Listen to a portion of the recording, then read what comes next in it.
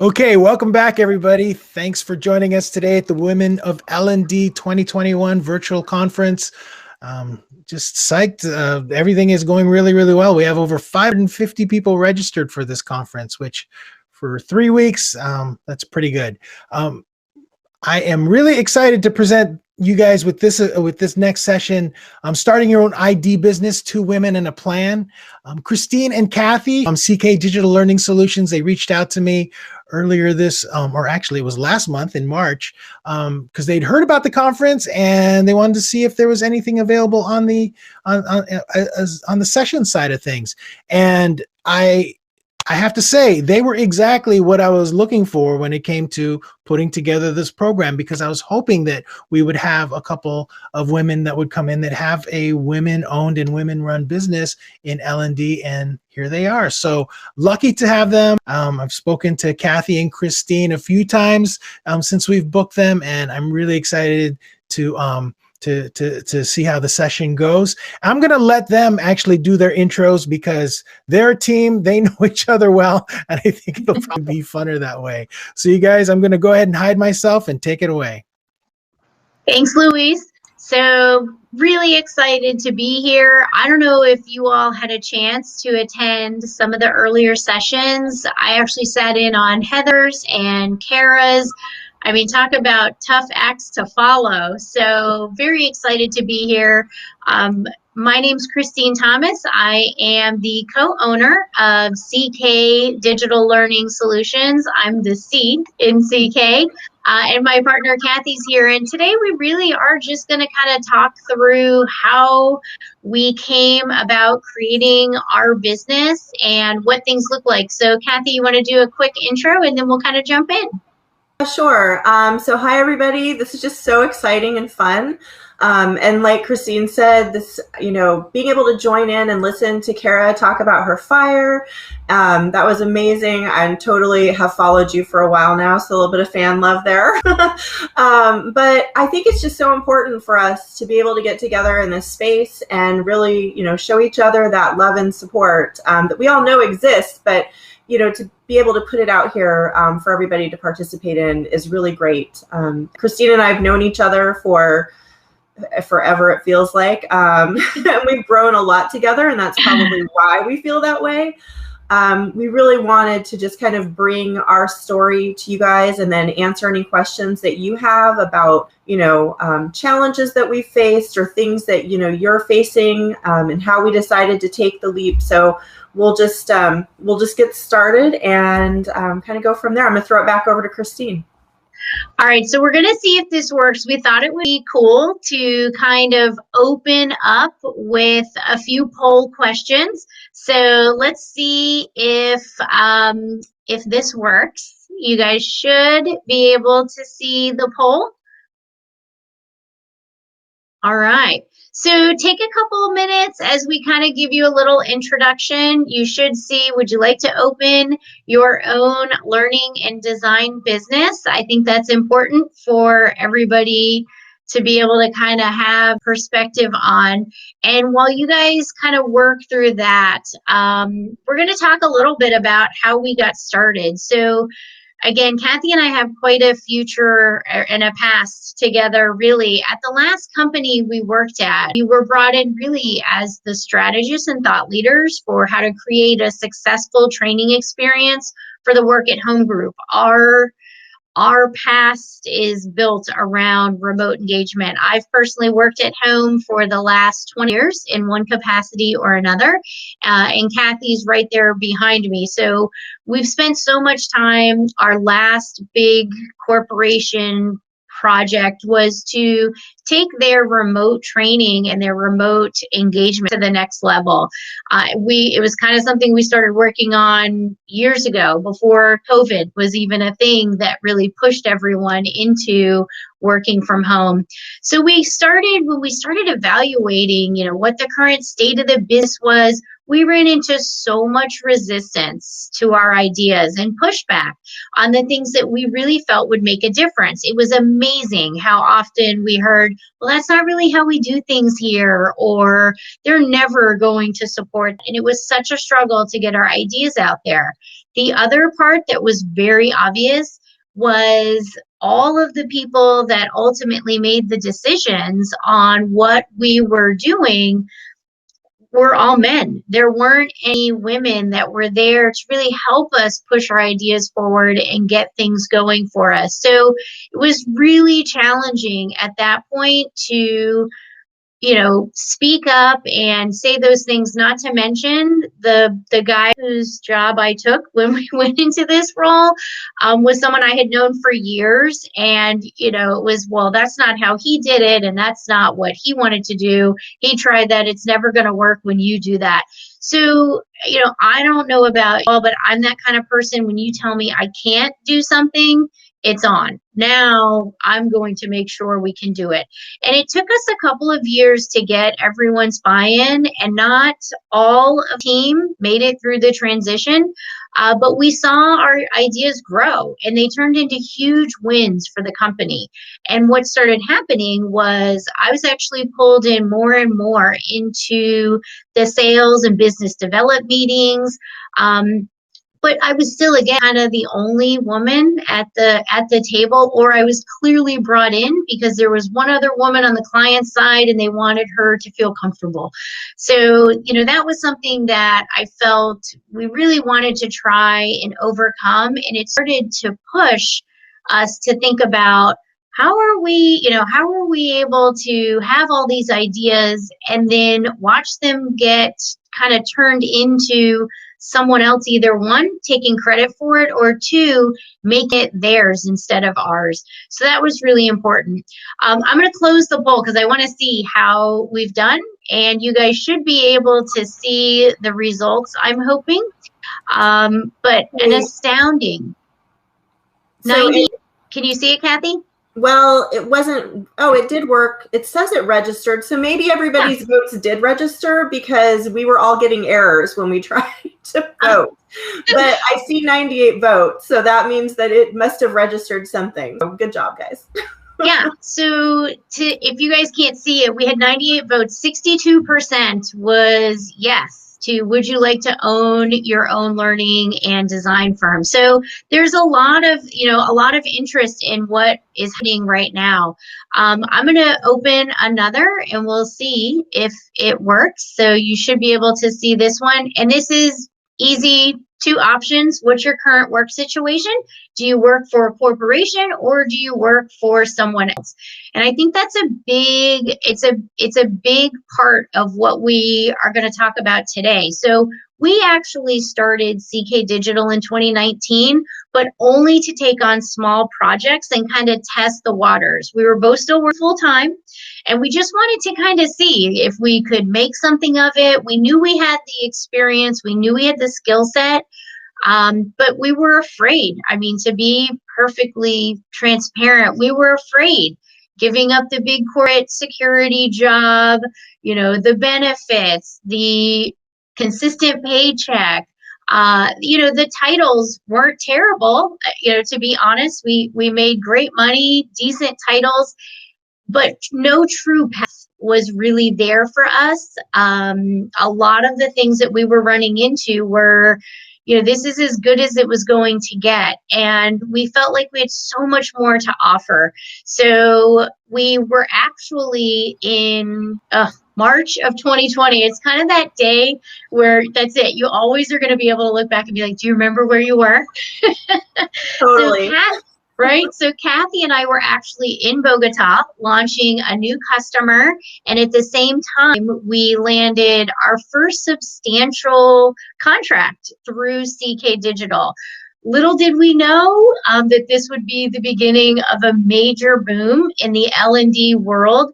Suddenly, work at home became a must versus a nice to have. And so the demand for our skills on transforming content from in-person to material that could be used remote went through the roof.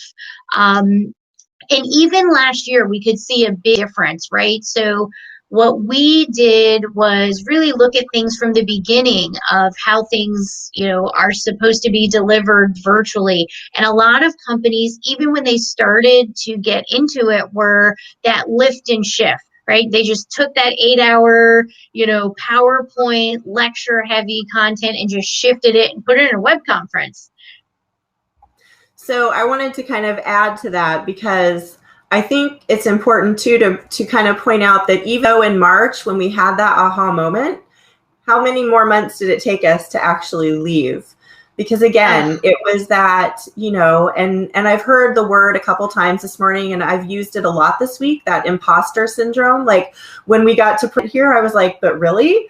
And then last night, horrible nightmares about being an actress and being called to star in this role, and I couldn't figure out why they wanted me. And I realized one of my peers, she likes to analyze dreams. I'm like, I think this just means that I'm really nervous about tomorrow and I'm having imposter syndrome. And she's like, yeah, that's exactly it. So it took us several months to actually make the actual transition. And really, I always think about, I'm a big movie nerd, so I think about Indiana Jones, the first or the third one, and he has to take that leap of faith and step out from the lion's mouth. And that's exactly what it feels like, is that stepping off a cliff, because you really don't know where you're going to land. Or, big Ellen Game of Games fan too. So when they do the last part and they drop down into the pit, I mean, that's literally that sinking feeling in your stomach where you're just like, it's so full of butterflies. But, I think you have to take the leap and push those bounds all the time to be able to really feel yourself grow. And I'll let Christine go back on, but I just wanted to say, it wasn't like March, we were like, aha, and then we changed. It took a few months of our company that we were working for to kind of really use us. We're the experts. You've got a global company with 60,000 plus employees, and you've got the two of us that have been doing remote learning and just handling like 3,000 or 4,000 employees that were remote. And now we're training the entire company's infrastructure on how to work remote and train remote, and 12-hour days. So it was very exhausting. And I really think that had the pandemic not happened the way that it did, and just it forced us to kind of take that leap. So yeah, I wanted to make sure to include that it is hard work. Like Kara said in her talk, you have to make that choice for yourself, and you have to just go for your dreams. Absolutely. I'm gonna get all choked up, so I'll let Christine. Don't do it. Yeah. I mean, since last year, we learned so much about ourselves that, we really did kind of take a step, and we took stock of what we had accomplished and put together a list of our services that kind of matched the demands that were out and what we're seeing in the L&D world. So, we made a concerted effort to partner with other women in the industry that we may not have crossed paths with before. So, I think that's also part of it as well, is we had to decide for ourselves, we're going to stay on this path with this big company. And yes, it was, I don't even know how to explain it. It was this false sense of appreciation. They needed us because of what we knew and what we could do. But it was almost kind of like that feeling of, I've been here for 5 years. Where was the appreciation before that? And I saw a comment, in Heather's, when Heather Younger was speaking, she was asking about challenges, and it was like not being seen and not being appreciated, and people not understanding how important our position is in a company.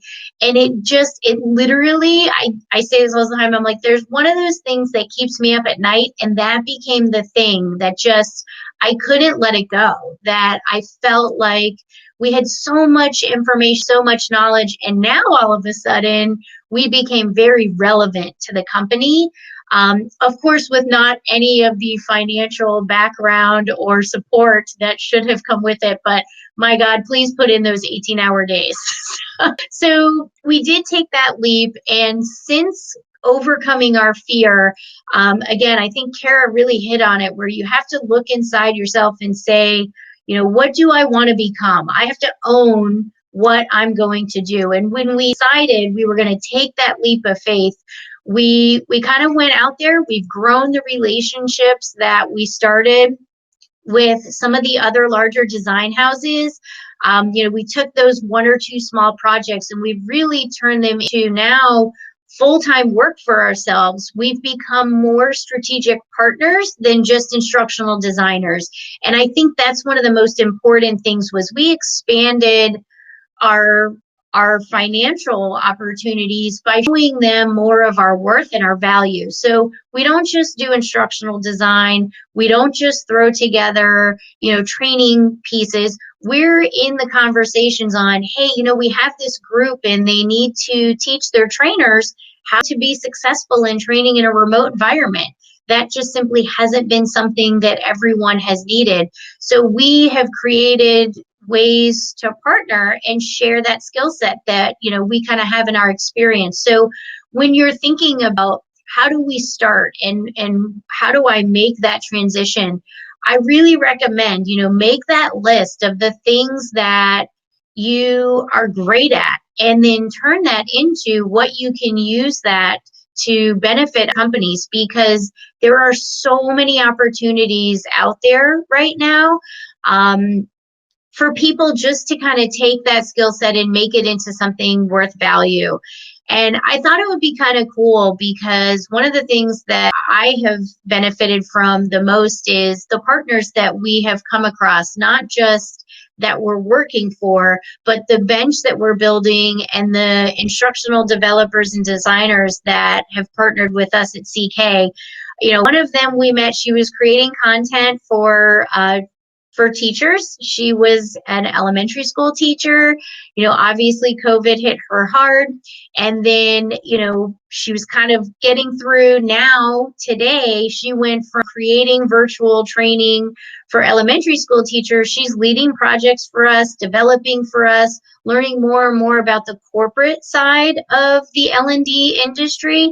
And, she's one of our best ones.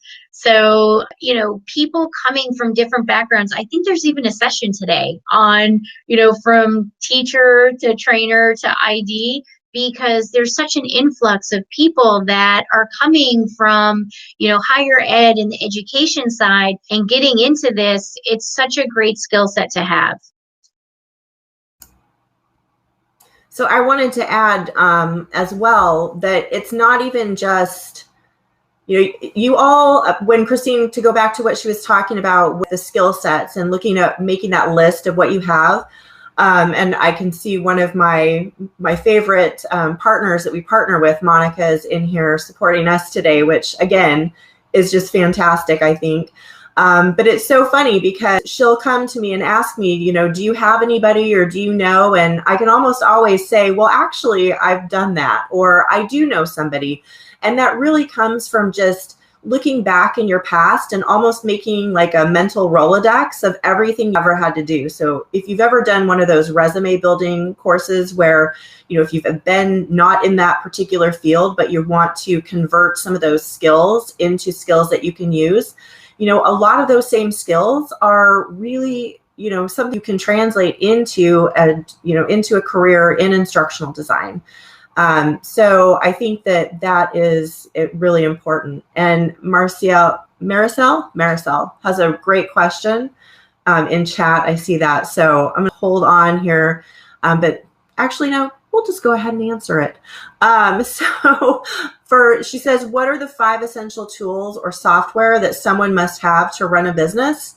And I see that Chris Paxton responded. So very good responding to each other. And I'm going to say, yeah. So he said for him, invoicing and the financial side, we also use QuickBooks, and so much easier. Actually, I will say Christine uses it because she's definitely, I'm more creative. Sure. Oh yeah, we need to pay things and, pay ourselves. So definitely you need to have something that's easy to use. I am so sorry, Chris.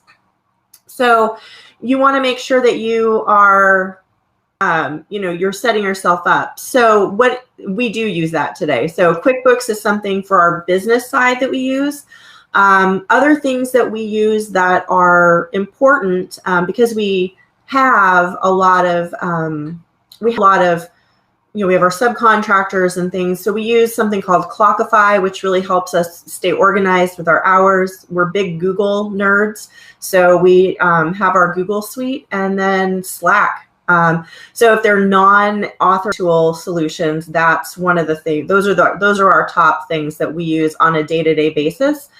Because of course, I think communication is like the most important. So, all right, so I'm going to bring us back to where we were and let Christine continue the conversation about where we were going. Yeah, and I think she also wanted to know about our authoring tools as well and things that we use. So, Canva, very important. Kathy can talk a lot about, I'm getting better at it, but I did see, I think Kara did hers, and you can download it. The things that you can do, we do have a booth set up, and one of the things is the best authoring tools. We're going to have a table specifically to talk about that. So please feel free to come in after and hang out, and we'll go through some of those other things. But I think the other part that's really important to talk about is it hasn't been all rainbows and unicorns. We have had some challenges, certainly some lessons learned along the way. We kind of had to figure out, to your point, what tools do you use, what systems, what business logistics help work to make us, one, stay collaborative, but also be efficient and effective. I'll be honest, we're still paying for some that we don't use. Some worked, and we're still trying to kind of figure out ways to work smarter and not harder. So to that end, we have one last poll. So just to kind of give you guys, I don't know if it published or not, but out of the current work situation, do you work for a corporation or do you work for yourself? We had 68% say they worked for someone else. So it's almost the exact same amount of people who really kind of want to go do it on their own. So let's kind of talk through a little bit of the challenges. You should see the poll that just opened up, and we want to make sure that we address the challenges that you all feel are holding you back. So what do you feel is holding you back from starting your own business? There are a couple different options there that you can choose from, and we can talk through those. I think that'll be important. Just knowing where to begin and wanting to do things aren't always, going to give you the answers. But if anybody attended Heather Younger's session today, she kind of asked about some of the challenges that people feel in the ID world today. And the responses were very similar to what we were seeing, no leadership, no vision. When to fire a client is a very real question that you have to ask yourself. The business reacting to urgent instead of vital, being reactionary to versus proactive on the approaches that you're given, and then the struggles in understanding the role that ID plays in this business world. So I think it's really important. And some of the things that we had to do was really focus on how to turn our services, because as much as we realized we knew, how do you turn that into a financial gain? So no lie, pricing was probably one of our biggest and hardest things that we struggled to kind of figure out. I was grateful enough to have a couple of LinkedIn groups that I belonged to that were very transparent. I put it out there. How do you even begin to price on these things? You can kind of see sometimes people put pricing out there on what you do so you can compare. But I was able to hook up with quite a few people that shared, this is where we started. And it's not just that, struggling with how to make sure that you're growing, into projects. It was really intimidating at first, but, it's still a work in progress, to be honest. So let's see how you guys voted and what we said. So the largest one, and no surprise, right? Not sure where to start, with a close tie with taxes and the admin responsibilities. Giving up those medical and other benefit coverage is definitely something that's scary. and lack of confidence came in really high. So I think these are things that are important for us to talk about. And, Kara had said in hers, knowing your worth and knowing your value and not letting someone else dictate that. Like one of her quotes, I think it was, "You're too young. You haven't been here long enough. You're not grown. You're not ready for this," right? Never let anyone tell you what you're ready for and what you can and can't do. So, I really encourage you to take that as a challenge. I know I did. I took it as a personal challenge when I was told no, or it was very clear that my ideas were being converted. I literally watched my boss turn my ideas into a PowerPoint and present it to the president of our company. And it was like a dagger in my heart. And I thought, you know what? No, I know my worth. I'm going to set my own value. Overcoming that fear is probably the biggest one, and not being afraid.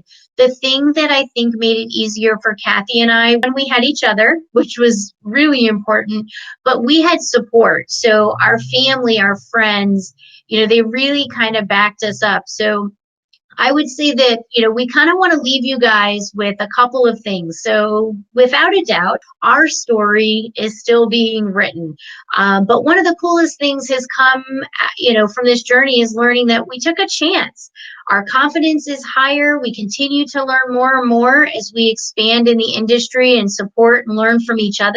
We've joined so many Facebook groups and ID groups that have been extremely supportive, and we're still looking to build our bench and build even more relationships, especially with women in the industry. So if we had to leave you with a couple of takeaways, 4 main takeaways today, the first would be, know your value and believe in yourself. Don't let anyone tell you your worth.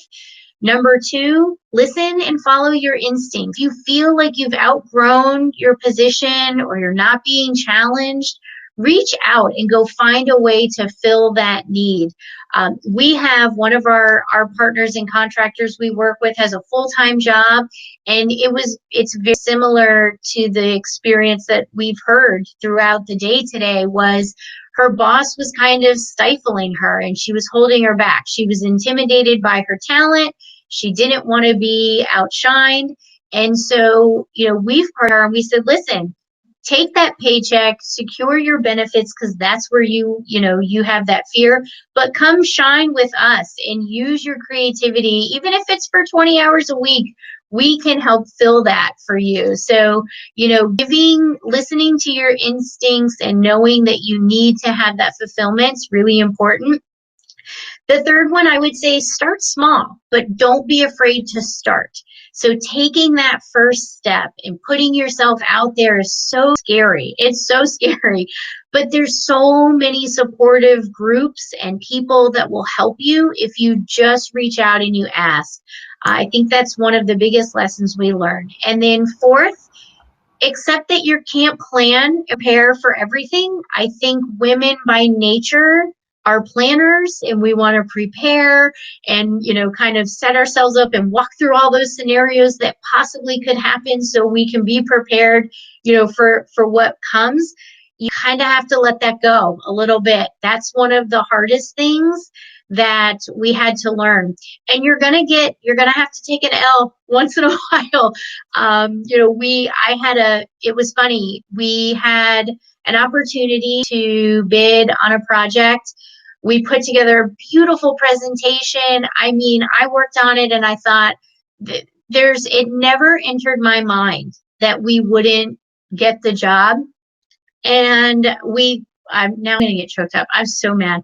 And we didn't. And I remember talking to my husband and he was like, the thing that I hear from you out of all of the stuff that you just said and how mad you are, do you know the coolest thing that you said? It never dawned on you that you wouldn't get it. So by having that kind of an approach and that type of, expectation for yourselves, take the L, but then look for what else can come. So here we are today. We talked to Luis before. We saw Kathy's like, hey, let's register and go to this really cool event, for women in L&D on Friday. And I was like, okay, cool. And there were some open spots. And now here we are talking to all of you, just from our own little bubble. So never be afraid to step out there and do your own thing. And with that, I'll kind of turn it over. Kathy, do you want to kind of share a couple of words before we open up? Yeah, I wanted to kind of go back to, and hopefully you guys, oh, there we go. I'm green again. I just wanted to kind of take a minute to go back to that start small, the third takeaway, and really talk to you about why part of our company mission. We haven't really written a mission statement or anything, but part of what Christine and I really wanted to do was to just be leaders as women in the field, because like she said, we've been talking about value, and we really wanted to offer that as a part of our company that we're building, because as we start stacking our bench, so to speak, and bringing people on to help us on projects, we're really looking for people that really want to get out there, but maybe there's something that's holding them back. So, the full-time job where you have to have benefits, because of course, as a subcontractor, you don't get that. But, you want to try that. Or, maybe you can only work part-time because you want to have a good work-life balance and you have little ones in your home. That's something that we as mothers and as wives and as people who've worked our entire adult lives, we've had to deal with that, and we know that struggle. And I think that's very important that, we are trying to grow people, not just our business. So I picked this icon on the slide here on the left, because I really think it's important that as a part of our business that we are growing people and that we're empowering women, which is the next icon. We want to empower women to really take those leaps and not feel like they have to be contained. I worked as a preschool teacher and then a child care center director. Like I said, done everything. So I did that when my kids were small, because it was the only way that I felt that I could that I could contribute to the household, but also, be near my babies at the time. And so, I took it as an opportunity. And I think that's an important perspective, is that in anything you do, even if it's something that you feel like I can't change this right now, look for what the positives are. I use that as an opportunity to really start understanding learning theory. And though it was applying it to early childhood, a lot of those same principles, they come up through adult learning. So there's still things that are valuable, and it just builds on your knowledge. And so don't ever look at, a job or something as, this is just where you can look at it as this just where I'm at while I'm, here making this paycheck. But, try to take away some things with that. And then the last thing I really want to do is to start spreading our word. So, I want to do like Kara was talking about, where you're connecting with people that are on the same level as you are, but then, making connections with people that are out there that are at that next level. And I know that there are many women that are presenting here today that are that next level. And so it just makes it that much more exciting for us to be here and to be part of the conversation. And just to kind of put ourselves out there. So, and I think Christine mentioned, we're here all day. We will be in our booth if you want to come stop this chat. But with that, I think we have about 10 minutes left. So we wanted to kind of turn it over to questions that you might have. They could be about anything, our business, starting your own business, whatever. So let's see. I think we can see some questions here. Oh, so Maricel is asking about the cost estimation, how much to charge and minimum rate. So that one's hard because it is so hard. We do projects that are hourly. I have a nonprofit project where I do it based on what they can afford. And, some of our other projects afford me to be able to do that.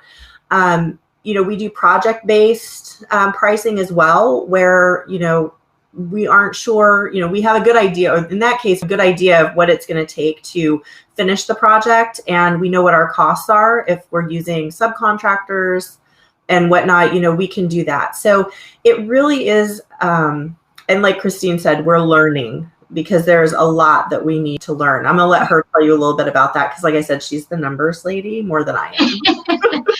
Yeah, so it is a really good question. And what I can do, I have no problems, kind of sharing the links that I use to figure out where to start our pricing.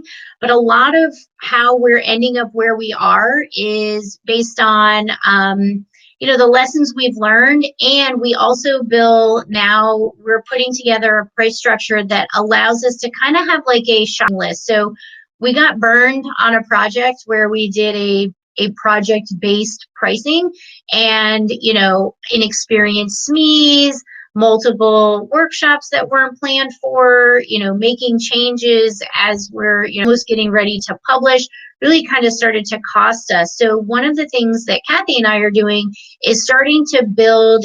Basically, it's like when you go to sushi and you check off the ones you want, you can hand it to them and say, here's what it's going to look like. So we are starting to build based on our levels. So if you want, your basic, I'm going to build it in Rise.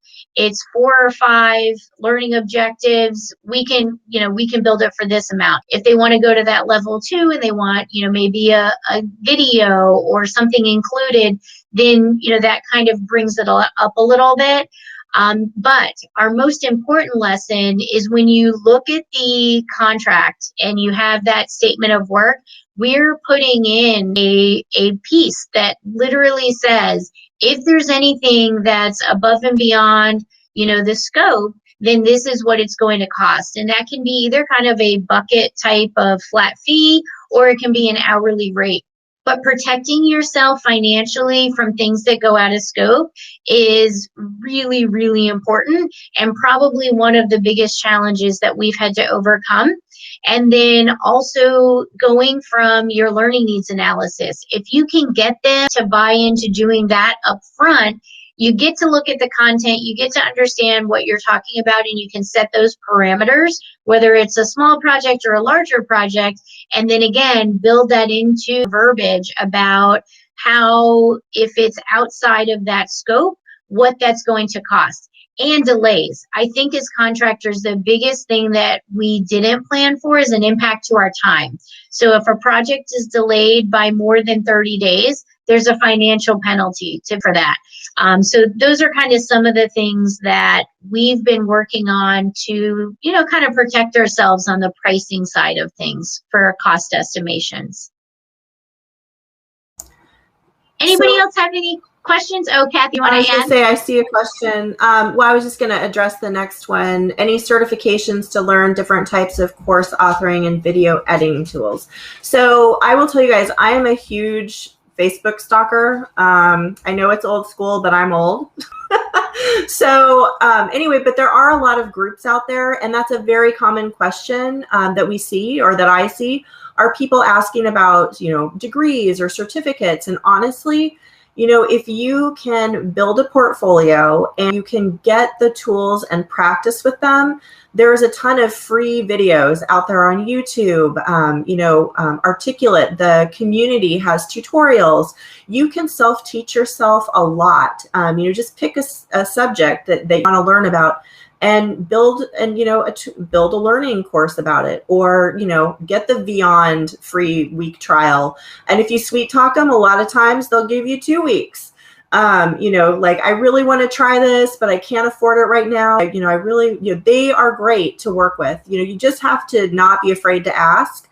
And then there's, of course, eLearning Brothers. There's a ton of resources out there that are free. And yeah, nobody is expecting you to have a certificate. One thing I will say, as part of our company, what I've been trying to do is to do some mini workshops. So we do have a Facebook page for our company, and we have a group. And so things that we've been focusing on lately have been conducting learning needs analysis. So we we have been going over like the learning personas and, working with subject matter experts. And I put a couple of resources in our booth that you can download and take with you about that's a working with SMEs checklist. So we're trying to really start having those conversations, and we're always open to just talking.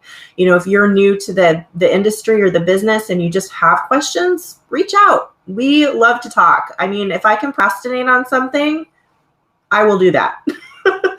And Jokima had a question: how do you get clients? I think building a good foundation. So we've been partnering with our the current people that we have partnerships with, but we also have looked back in our past, and we just constantly are, sharing stories or sending messages on LinkedIn and just kind of keeping in contact with people, because you don't know when something's going to come up. And just being a part of their circle will automatically kind of lend you to being able to get more projects and to be like, oh, that's right.